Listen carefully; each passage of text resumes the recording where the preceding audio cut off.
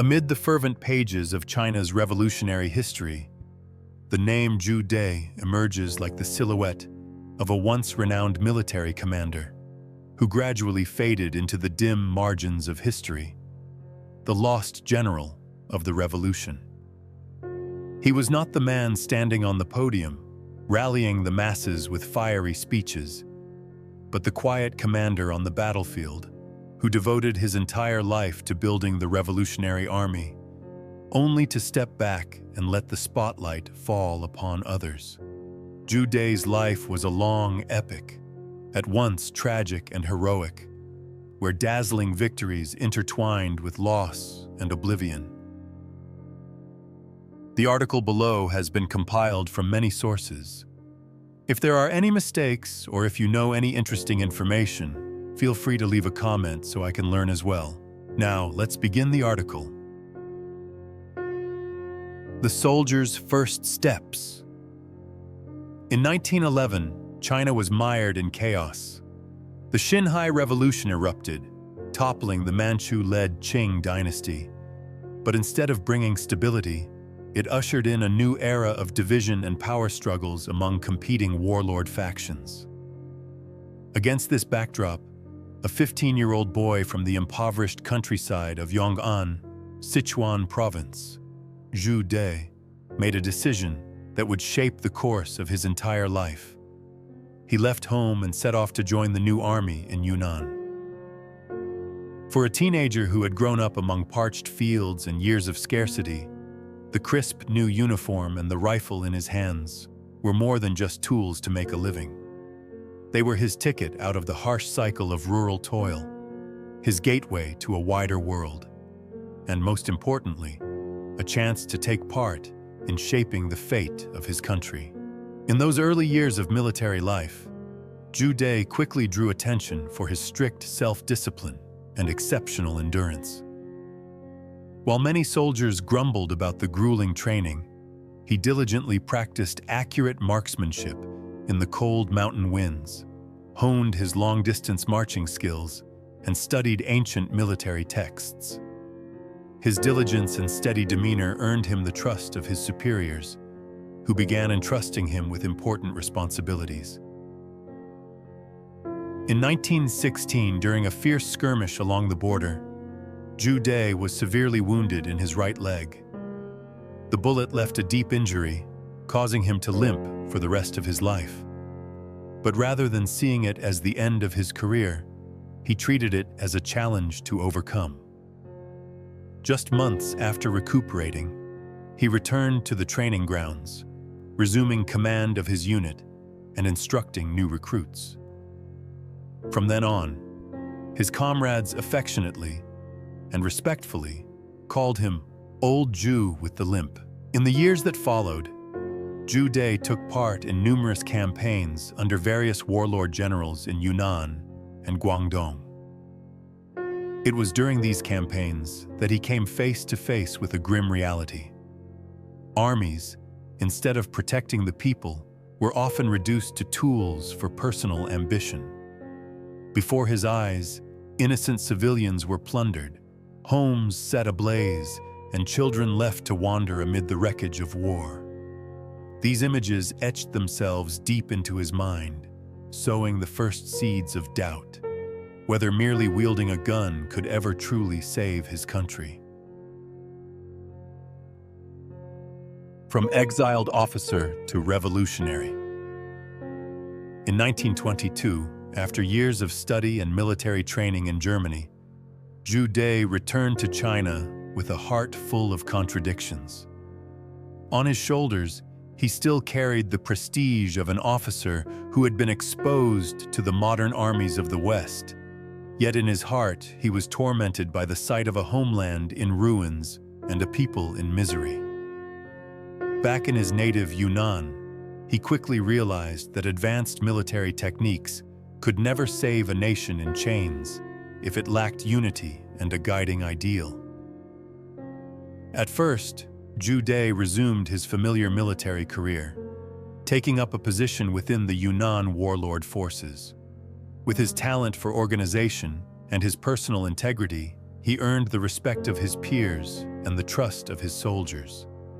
But the chaos of the times, warlords scheming, trading power, and betraying one another, left him increasingly disillusioned. He came to understand that the guns of men who thought only of personal gain would never fire for the people.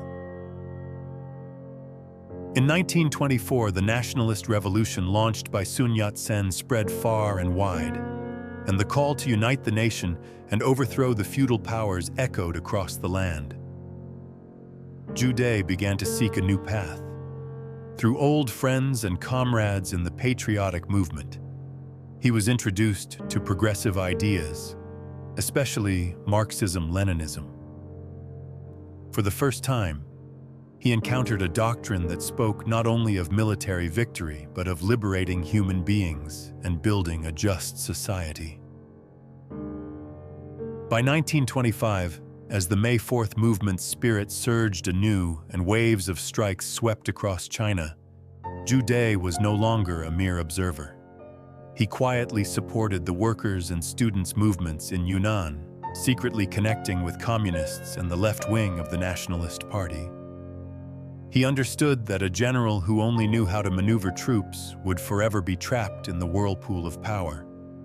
Only by binding himself to the cause of national liberation could he find the true meaning of his life. At the end of 1926, Zhu De made the decisive choice to abandon the warlord environment and set out for Guangzhou, the beating heart of the revolutionary movement at the time. This journey was not merely a change of location. It was a turning point of spirit, transforming him from a traditional army officer into a true revolutionary, ready to step into the coming storm of history. Amid the gunfire of the Northern Expedition. In 1926, when the Kuomintang's Northern Expedition erupted, Zhu De was already in Guangzhou, the seething heart of the revolution. He joined the Revolutionary Army as a seasoned battlefield commander, tasked with training and organizing newly formed units. On the drill field, he not only taught soldiers how to fire their rifles and march in formation, but also spoke to them about the ideals of national liberation. To the young recruits, the wiry yet steadfast commander was not just someone who gave orders. He shared their bowls of rice, their drops of water, living and fighting alongside them. The Northern Expedition was a road strewn with trials. From the plains of the Yangtze River to the northern towns, the Revolutionary Army faced the entrenched forces of various warlords. Time and again, Zhu De personally led his troops into fierce battles, braving storms of bullets and shells. He came to realize that the revolution's greatest enemy was not only the warlords, but also the divisions and betrayals within its own ranks. In 1927, when Chiang Kai-shek turned his guns on the left wing and the communists, Zhu De witnessed the ruthless treachery with his own eyes. The massacre in Shanghai and the wave of purges that followed claimed the lives of thousands of comrades. At that moment, he severed any remaining trust in the Kuomintang and resolved to stand entirely with the Communist Party of China. Quietly withdrawing from units under Chiang's command, he made his way to Wuhan and joined in organizing communist armed forces. In the summer of 1927, Zhu De took part in the Nanchang Uprising, commanding troops in several days of desperate fighting amid a sea of flames. Although the uprising failed, he preserved a portion of the force and led them through mountains and forests to the borderlands of Guangdong, Fujian, and Jiangxi. From late 1927 to early 1928, in those dense forests and rugged ranges, Zhu De reorganized his unit, drilling his men under the principles of strict discipline, never taking from the people and protecting the innocent. It was during these harsh months that he met Mao Zedong, who was leading the peasant Red Army in the Jinggang Mountains. That meeting proved a decisive turning point. The two quickly recognized how perfectly they complemented one another. Mao excelled in political strategy and guerrilla warfare, while Zhu De was a master of military organization and training. From 1928 through the early 1930s, Zhu De and Mao built the Jinggangshan base area and expanded it into the Central Soviet in Jiangxi. Zhu De was the military soul of the Red Army, commanding numerous campaigns against Chiang Kai-shek's encirclement and suppression drives. He introduced tactical innovations that transformed ragged peasant militias into a formidable fighting force. Adept at using the terrain, striking swiftly, withdrawing quickly, and moving like shadow and form. By 1934, however, after a series of counteroffensives, the Red Army was worn down by the Kuomintang's massive assaults and blockhouse encirclement strategy. Zhu De, now commander-in-chief of the Red Army, was forced, together with Mao and the party leadership, to make a life-or-death decision: abandon the Jiangxi base, break through the enemy's grip, and set out on the bloody road that would enter history as the Long March. The Long March. In October 1934, the skies over Jiangxi were damp, heavy with the acrid scent of gunpowder. Under the flickering glow of torches, the First Front Army of the Red Army, led by Zhu De and his comrades, silently departed from the Central Soviet base. They knew that from this moment on, every step they took would tread the fine line between life and death. More than 80,000 soldiers began their march westward.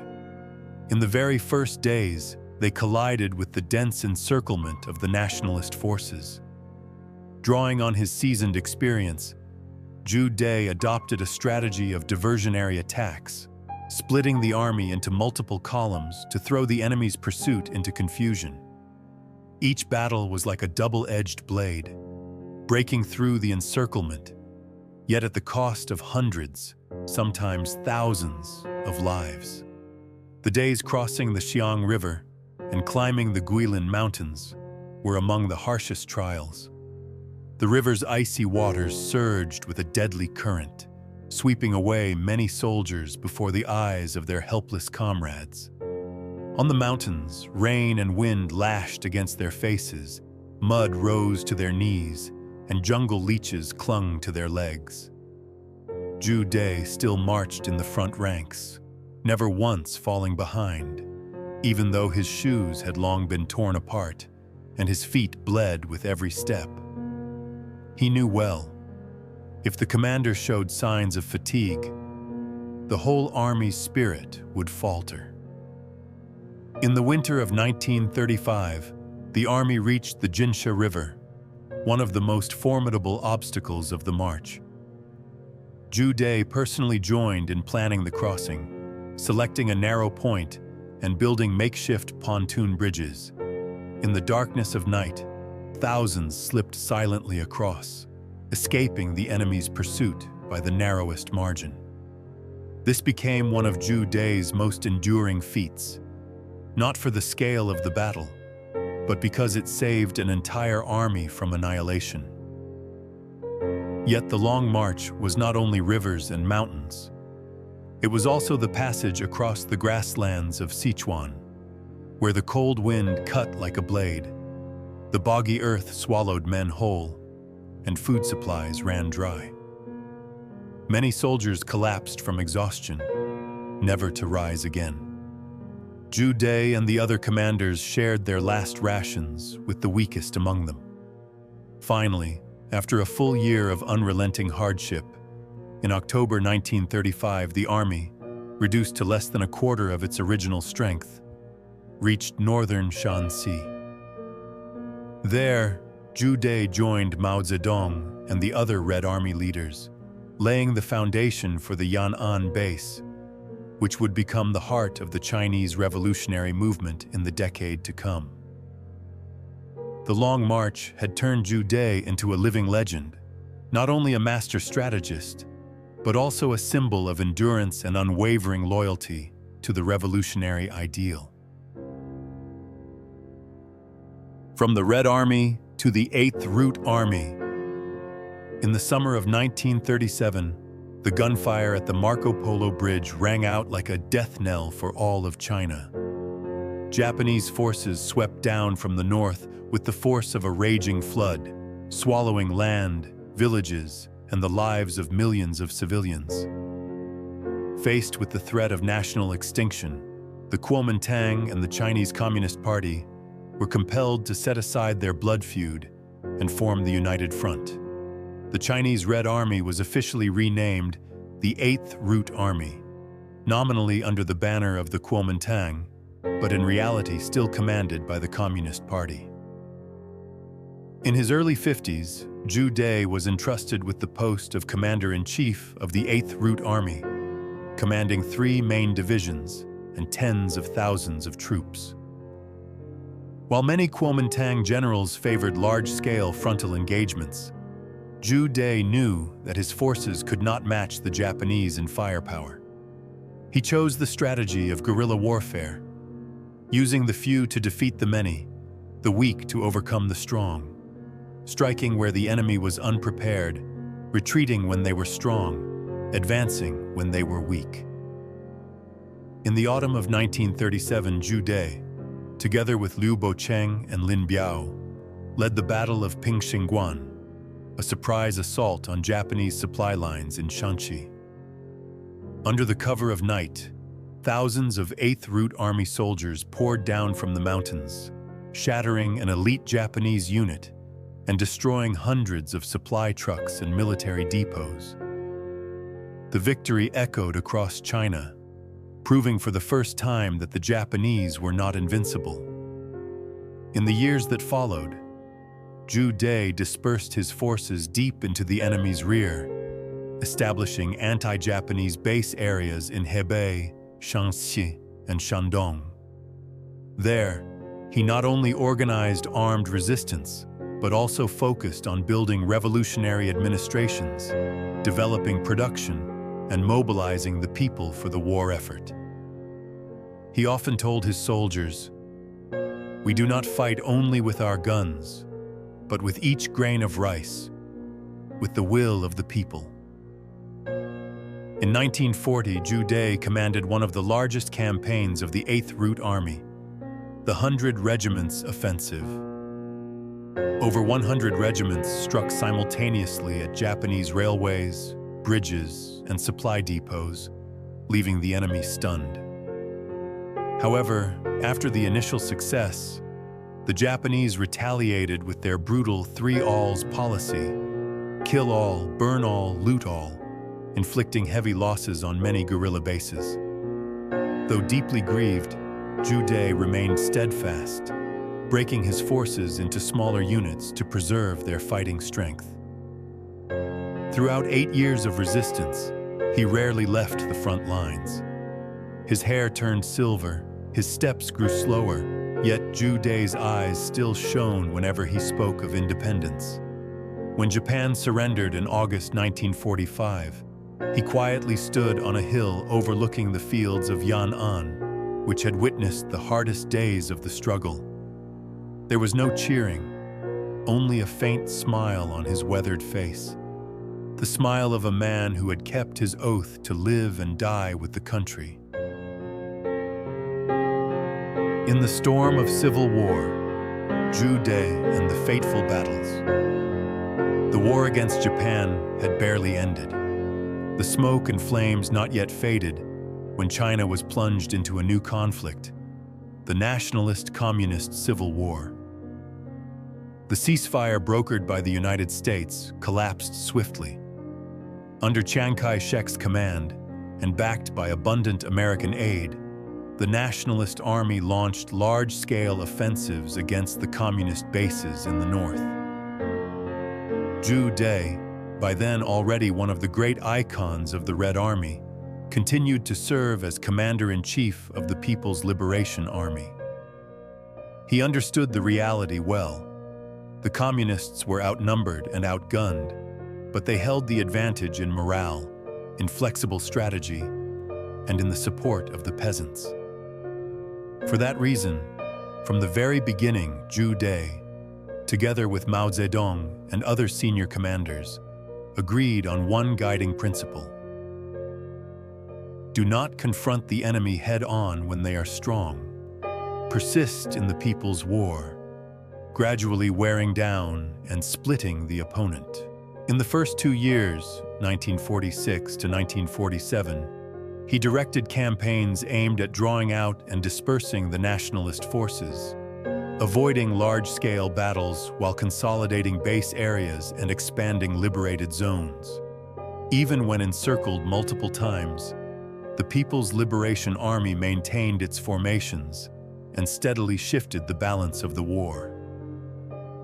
By early 1948, the tide had turned in favor of the communists. Zhu Dai, along with Zhou Enlai, Lin Biao, Liu Bocheng, and other key generals, mapped out 3 decisive campaigns: Liaoshen, Huaihai, and Pingjin. In the autumn of that year, during the Liaoshen campaign, the People's Liberation Army encircled and annihilated nearly the entire nationalist force in the northeast, a blow that gravely shook Chiang Kai-shek's position. Soon after, in the Huaihai campaign, late 1948, early 1949, Zhu Dai served as overall strategic commander, coordinating the encirclement of more than 500,000 enemy troops in North China, turning the plains into a vast battlefield. The result: the nationalists suffered catastrophic losses and their morale collapsed. The climax came with the Pingjin campaign, January 1949, when the People's Liberation Army entered Beijing with scarcely any bloodshed, compelling over 500,000 nationalist troops in North China to surrender. At this moment, Zhu Dai was not only a battlefield commander, but also a symbol of discipline and magnanimity. He repeatedly reminded his subordinates to treat prisoners well, so they may see that under the red flag there is still humanity. In the spring of 1949, the revolutionary tide surged southward. When the red flag was raised over Tiananmen Gate on October 1, 1949, Zhu Dai stood silently beside Mao Zedong, his face contemplative. He knew he had just completed a long journey, from a boy in Sichuan province, a wandering soldier, to the commander-in-chief who led an army that had defeated the 2 most powerful forces to oppress China in the 20th century. The keeper of the army's soul. On the very first National Day of the People's Republic of China, as fireworks lit up the Beijing sky, Zhu Dai was not entirely swept away by the intoxication of victory. He understood all too well that after seizing power, the challenges ahead would be many times greater. Rebuilding a land ravaged by nearly a century of war and safeguarding the fledgling regime amid the encirclement of hostile forces. As commander-in-chief of the People's Liberation Army, Zhu Dai immediately set about transforming a guerrilla force of people's war into a regular, modern, and disciplined army. He insisted on rigorous training, standardized equipment, and, above all, on preserving the essential character of a people's army, never alienating itself from the masses, never abusing power. When the Korean War broke out, 1950 to 1953, Zhu Dai served as the strategic overseer from the rear, working closely with Peng Dehuai and other frontline commanders. He ensured the massive flow of supplies to the battlefield and organized the retraining of tens of thousands of soldiers returning from Korea turning battlefield experience into the long-term asset of the army. In the 1950s, Zhu De continued to participate in national defense planning and the development of the military-industrial sector. He frequently led military delegations to the Soviet Union and other socialist countries to learn about force organization and weapons technology. Even in his 60s, he spent hours inspecting training grounds, speaking directly with soldiers, encouraging them to study culture and technology so that they would not only be skilled fighters, but also good citizens. Yet, in the late 1950s and early 1960s, when the Great Leap Forward triggered economic and social crises, Zhu De quietly voiced his concern. He did not openly oppose it, but would often make subtle reminders in meetings that an army is only strong when the country has enough to eat and the people are well fed. When the Cultural Revolution, 1966 to 1976, erupted, Zhu De found himself in a difficult position. As one of the veteran revolutionary elders, he was attacked by some Red Guards, accused of being a conservative element. Even so, Mao Zedong kept him in honorary positions, partly because Zhu De's prestige within the army was too great to erase completely. He chose to remain silent in the face of harsh purges, quietly protecting many military cadres from being swept into the vortex of political violence. In his final years, Zhu De's health declined noticeably. In July 1976, he passed away in Beijing, just 2 months before Mao Zedong drew his last breath. His funeral became a momentous event. Tens of thousands of soldiers, veterans, and ordinary citizens came to bid farewell to the old commander-in-chief, whom they still affectionately called Old Zhu, the keeper of the People's Liberation Army's soul. On the simple altar in his Beijing home, Zhu De's portrait still bore the same gentle smile, the same kind yet resolute eyes as ever. His life had been the journey of a soldier, from the restless years roaming battlefields, leading ranks of plain-clothed troops, to becoming the commander-in-chief of an entire nation. By the time he departed, the country had changed, and war had become only a memory. Yet his words, "The People's Army, fighting for the people," still resonated. In the hearts of the soldiers, Zhu De was more than a general. He was the one who preserved their faith, their humanity, and the noble character of a revolutionary army. And somewhere far away, perhaps he was still quietly watching over them, like an old soldier who had never truly left the ranks. Thank you all for following and listening. If you enjoyed and found it interesting, please leave a like, subscribe to the channel, and hit the notification bell to stay tuned for our upcoming videos.